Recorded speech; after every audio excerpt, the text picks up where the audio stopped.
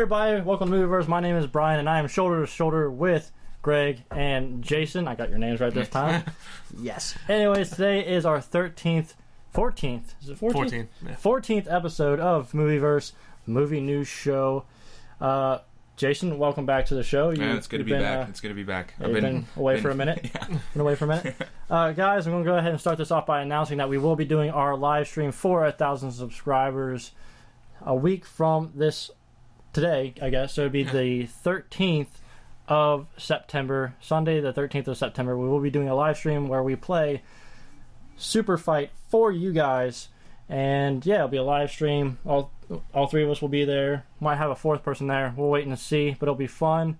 You guys we don't have any behind the scenes real footage for you guys on the channel, but I will say it's pretty funny when we go off the cuff.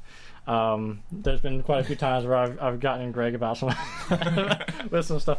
Anyways, but yeah, guys, so make sure you tune in next Sunday, the 13th of September. Time will probably be around 1 p.m. That's usually the best time for the three of us to do that. So look for that. We don't want to miss football. Yeah, football that day starts at 4 for us. So yeah. Anyways, so follow us on Twitter at Movieverse2 for more updates leading up to the live stream. Also, you can follow us on Facebook at facebook.com/MovieverseOnline. And on Instagram, there is an Instagram account. Did you know there's an Instagram account? There's an Instagram account. I learned that last week. At Movieverse Online as well. I post some pictures of behind-the-scenes stuff and pictures of items that I got from unboxing videos, that type of thing. So follow us on all of the various social medias. And also remember to submit your questions to movieverseonline@gmail.com, and we will answer them on the show. You guys have been slacking. Pick it up. But let's go ahead and get into our first topic of the day. Benicio del Toro has talked a little bit about his involvement with Star Wars Episode 8. And it has not been confirmed yet. But what he said was that he's going to play kind of a villain in the movie.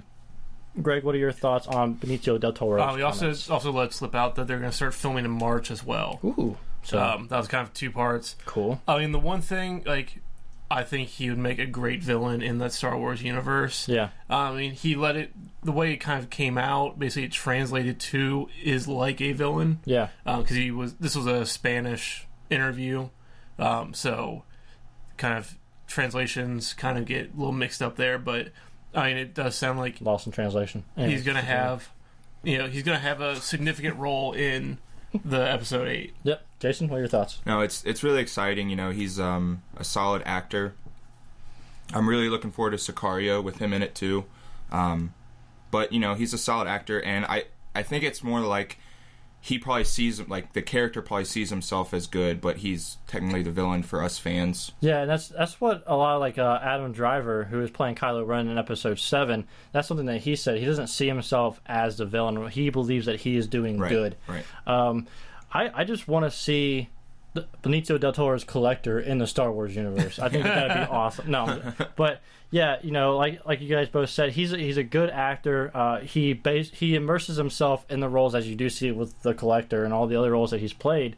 So it'll be interesting to see what side he's on. Like, if he is like just straight up bad guy, and he's just saying like he's approaching it like he's not, or if he's kind of like a Han Solo character, where because Han Solo he has questionable... Kind of skirts the law. Yeah, he has questionable morals. Right. So it'd be interesting to see what they actually do with him. I would rather see him just straight up a villain. But, yep, we'll have to wait. Something like a new, Grand Moff Tarkin or something like that. Yeah, that would be interesting to see him in, a military kind of like, role. high up in, the New Order or the First Order. Like, what if they had him like a Thrawn character? Yeah, that could work as well. What if he's, like, General Hux's, superior? Yeah. And, General Hux maybe messes up in Episode 7, and then Del Toro comes in and, you messed up again. Yeah. We don't know kind of what that nature of that character really is. Yeah, exactly. So now we're going to move on to the fallout of Marvel. Well, at least Marvel Studios. If you guys haven't heard, basically Kevin Feige wasn't very happy reporting to Perlmutter, who is CEO of Marvel Entertainment, and Kevin Feige was reporting directly to him. And Kevin Feige didn't really like him too much. It seemed like they butt heads a lot on certain issues. Perlmutter has a reputation for being very stingent with budgets, and that's kind of why Robert Downey Jr. almost didn't get his contract negotiated to where he could come on for more movies. And with that being said, Civil War wouldn't have happened if Robert Downey Jr. didn't sign on for more movies. But also, not even just that, but also the fact that the creative committee behind the Marvel Studios movies has been completely disbanded, and so we're kind of left in this, state of like wondering what will happen next. Greg, what are your thoughts? Yeah, and it was the butting heads they had was so much that Kevin Feige even considered quitting Marvel over all of these conflicts they were having with Civil War. Civil War, and like the creative committee, basically kind of both budget wise from Perlmutter, and then the committee kind of saying what characters do we really need to have in Civil War, and kind of the committee was worried about the scope of the movie itself. Yeah. Which it makes you wonder, if they're worried about the scope of Captain America's Civil War, that's going to be nothing compared to Infinity War coming up in the coming years. So, Jason, what were your thoughts on this stuff? It's definitely it's not really troubling to me, but it's not raising a red flag right now, and especially with Marvel moving into their Phase 3 with these lesser known characters like Black Panther and Marvel and Inhumans and stuff like that. It'll be really interesting to see how much, do they even, because they're putting a lot of faith in Kevin Feige, which they should. He's now able to get his ideas, kind of furthered out a little bit more too. Hopefully it goes smoothly. Hopefully it's not like a George Lucas situation where just nobody says no to him now. Yeah. And it doesn't just kind of fall off the rails. That is kind of the red flag that does kind of throw up his... You think of all that conflict they've had. Yeah. But look at what they have achieved in that formula.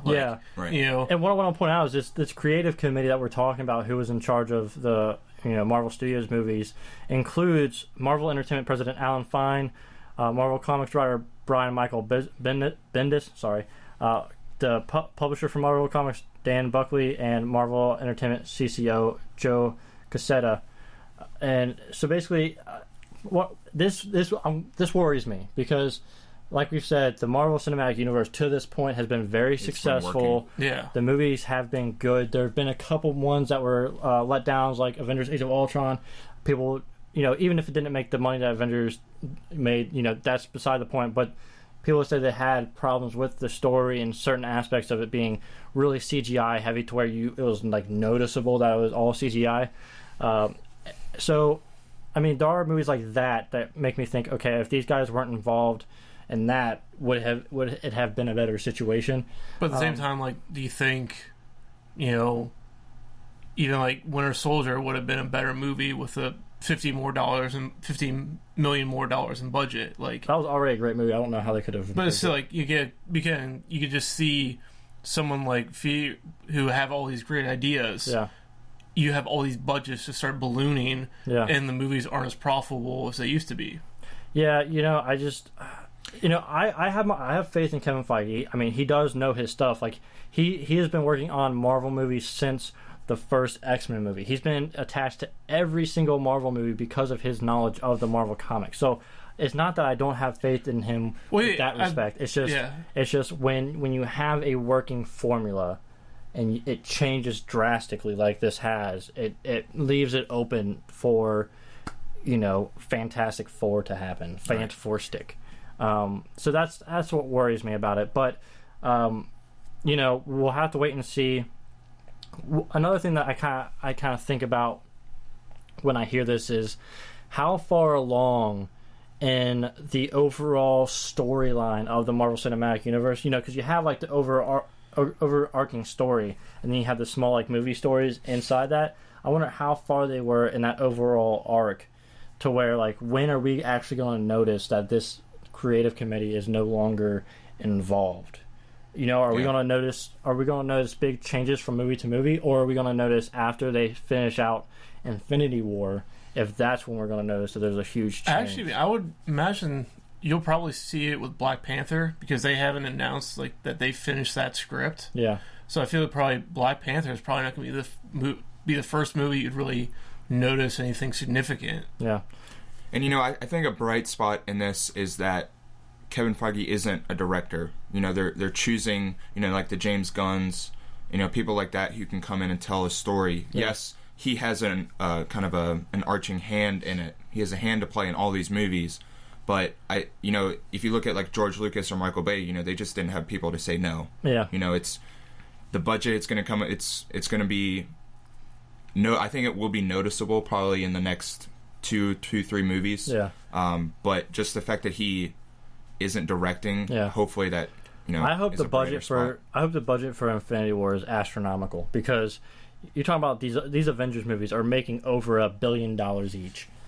Like if you're making that movie for $150 million, like you're making, I would say you're making too much of a profit. Like make the budget $200 million. You know what I mean? I think Age of Ultron was 200. Was it? Put some more. I was watching it again. The other day, and the CGI just wasn't up to snuff. Yeah. And you know, so they need to figure out what they're going to do with that there.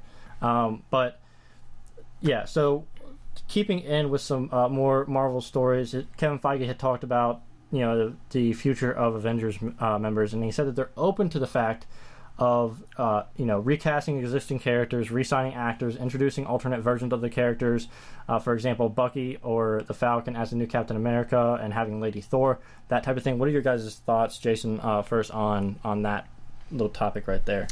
Well, I mean, if it bodes well for the storyline, then I'm all good with it. You know, Chris Evans says that he's open to coming back. I did just see that article. Yeah. You know, he said basically, if Marvel wants me, they got me for as long as it needs to be, which is, you know, a good always sign. Depends on the money. Yeah, right. And but I mean, if they create a good story behind it, I think it can work. Yeah, Jason. Greg. Damn it! It happens. I told you guys. For me, the only thing that would kind of really be weird to me is if they do recast.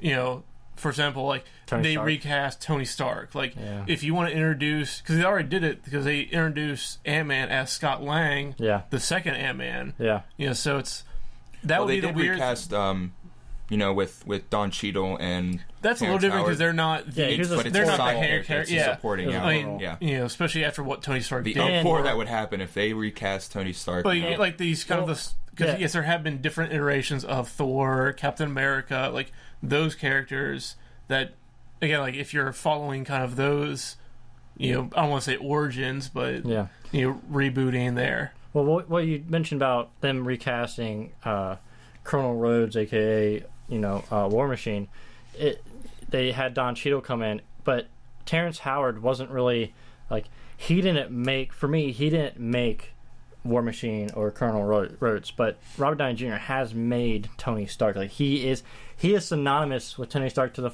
point where when I'm talking about Robert Downey Jr., sometimes I say Tony Stark or vice versa. Yeah, right. It's just, you know, he's just that synonymous with that character. And I feel like that's one. If there is any actor in the MCU that you want to keep on for as long as possible, it would be Robert Downey Jr. And even if he's just in a small supporting role for future movies, future Avenger movies, maybe being, you know, the new head of S.H.I.E.L.D., which, you know, has happened in the comics, you know, that would be the best way to kind of keep him in that character role. Right. And, you know, they can kind of already replace Iron Man with War Machine, with Vision, and I'm sure there's other ways that they could do it as well, where, you know, maybe Robert Downey Jr. all he's wearing is like a thing that's like on his head, because in Iron Man 3 he had that thing on his head and he's like he's like controlling the armor while he's outside the armor, so you could do something like that, you know, to where you don't really need that much out of Robert Downey Jr. from the movies. Moving on to have a couple Civil War stories, I want to mention them together. There will be no Iron Spider armor, and there will be no Bruce Banner in Civil War. Mark Ruffalo came out and said that originally the Hulk was supposed to be in Civil War, but they cut that out of the film. And the no Iron Spider armor. So Tony Stark is not building the Iron Spider armor for Spider-Man, but it seems like it is likely that Tony Stark will build the web shooters for Spider-Man. Greg, what are your thoughts on these? So with Irons, it also will give access, or basically Peter Parker access to, or Spider-Man, access to like better materials to make his own costume. Yeah, but is not the Iron Spider. Yeah, and then as far as Bruce Banner, again, like this is another little translation issue because it was Mark Ruffalo talking to an Italian news site. Yeah, so he was speaking in English. Translate it into Italian, then translate it back to English. Ooh, yeah, that's rough. So some like the actual quote is a little like disjointed a little bit. Yeah, but seems like something big happens to the Hulk. Yeah, basically, he kind of alludes that while Hulk has been like in his self-appointed exile, something happens to him, and that Marvel is saving that story for something in the future. Gotcha. That Jason? makes me more interested. Yeah, in the ending of Age of Ultron. What happened to Hulk, but with the Spider-Man, hopefully, we might even get to see Tony Stark shows up in a future Spider-Man movie. Yeah. not as Iron Man, but just as... Well, I think that has been a rumor for a long time that the first Spider-Man movie in 2017 he's going to be in. Yeah. But, I don't really think Peter Parker or Holland's going to have that much to do. Yeah. Maybe they just show him, like, in his room or something. And the only thing that worries me about this rumor of Tony Stark being the one that develops the web shooters for Spider-Man...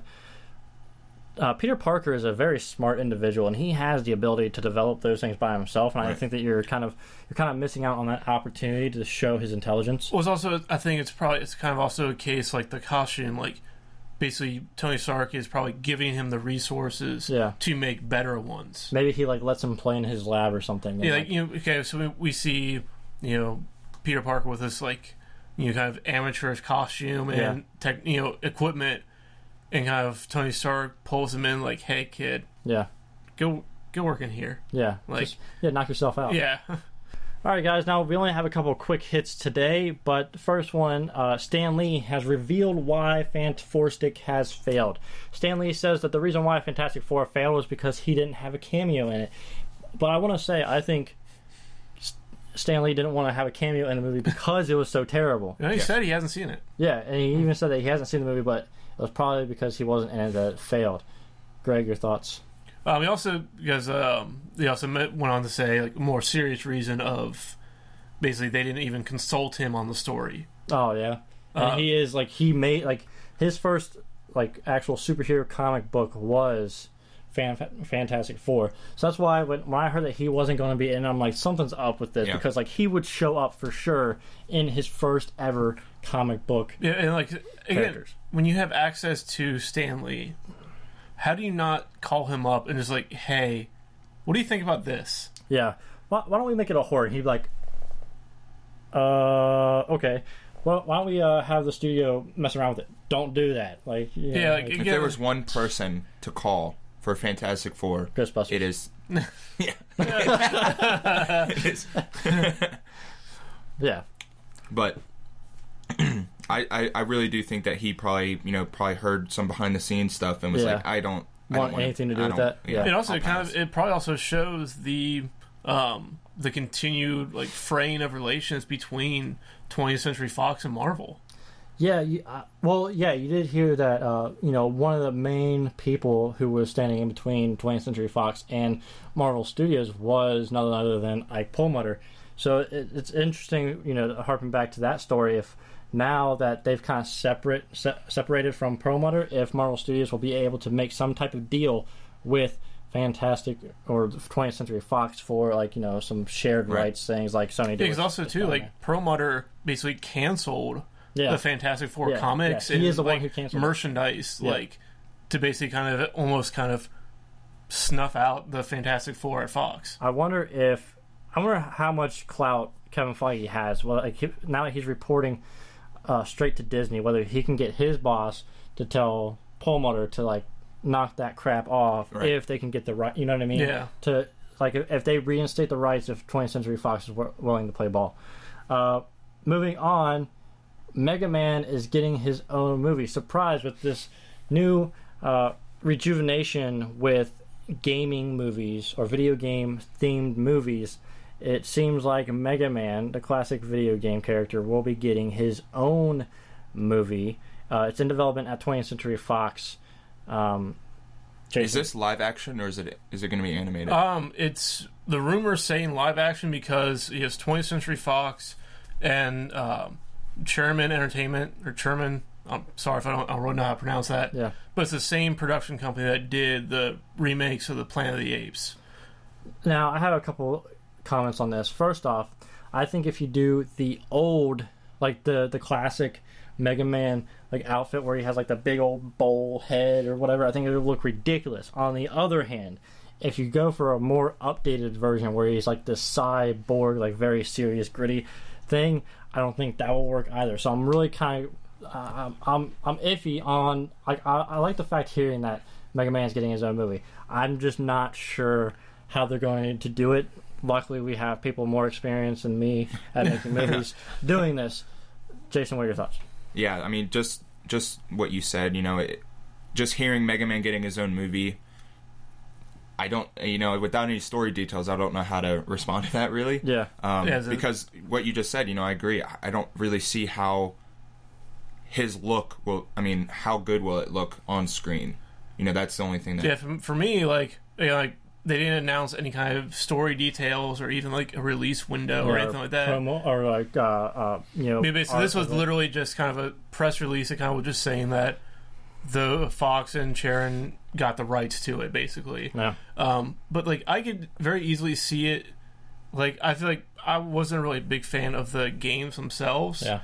But in order to make it work, like it could be, you could make it a very like kind of campy type movie, like yeah. Or like kind of go like a 21 Jump Street kind of route, whereas like make it more of an action comedy than a straight like just action movie. Yeah, like I said, I don't know, because any way that I think about it, really, I'm just like, I don't know how they're going to do this and it not seem just kind of stupid. Yeah. And I understand studios want to get in on this video game movie thing before it becomes, before it's a hard market to get into. I feel like we're going to see a lot of failed movies along the way. Yeah. To getting the really good video game movies. Hitman 47. Yeah, exactly. Hitman 47. And finally on the quick hits list, we have Bill Murray has agreed to cameo in the rebooted all-female Ghostbusters movie. We know my thoughts on the Ghostbusters movie. Greg, let's have you talk about this. Yeah, I mean, the big thing, like, kind of, there's a long quote from Bill Murray about why he agreed to do it, and basically kind of came down to, he was thinking about it, and basically agreed to do it because, he'd given all of these years kind of just dismissing the idea of a new Ghostbusters movie, that he didn't want his, basically, him not being in it to be the reason why this movie doesn't do well. Like, you kind of think like that, if Bill Murray doesn't want any part of it, then, it's already off on a bad foot. Like, if Stanley doesn't want any part of the Fantastic Four, why should I want any part of it? If the director doesn't want anything to do with the Fantastic Four. Jason, your thoughts on Bill Murray? I'm not really excited for this new Ghostbusters movie, to be honest with you. Yeah. And I'm not trying to be, like, sexist or anything. It's just the idea of going back to a Ghostbusters just doesn't excite me very much. But, yay for Bill Murray to agreeing to be in a cameo. It works. Hopefully it makes money. I don't want it to bomb or anything like that. But no, I think it's cool that he's going to cameo in it. It's nice to see that he's supporting this franchise that, back in the day gave him so much. Yeah.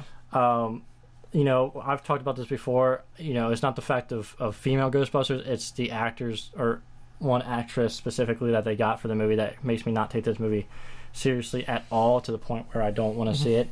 But I will look forward to them releasing the clip of Bill Murray's cameo on YouTube or any other outlet, and I will probably watch that just for nostalgia. But basically, it's just Bill Murray wants this movie to succeed on its own terms. No, that's awesome. Yeah, like I said, it's great to see that he is supporting this movie or franchise that has given him so much in the past. Guys, that's it for our quick hits and our news segments for today. And we don't have any comments or anything, so get on that, guys. Comment down below. Let us know what you think about any of these topics, or if you have any topics that you would like to see us discuss, comment that down below. Me and Greg in the past have talked about doing some type of segment where it's a little bit more of a debate. So if you guys have any suggestions for that, comment in the comment section below and let us know. Make sure if you like this video, click the thumbs up button, subscribe to Movieverse.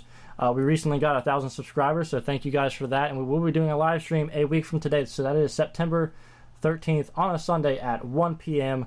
And follow us on all various social medias, twitter.com/movieverse2, instagram.com/movieverseonline, and facebook.com/movieverseonline. And send your questions in to movieverseonline@gmail.com. That is a mouthful. Until next time, guys, thank you very much, and catch you later.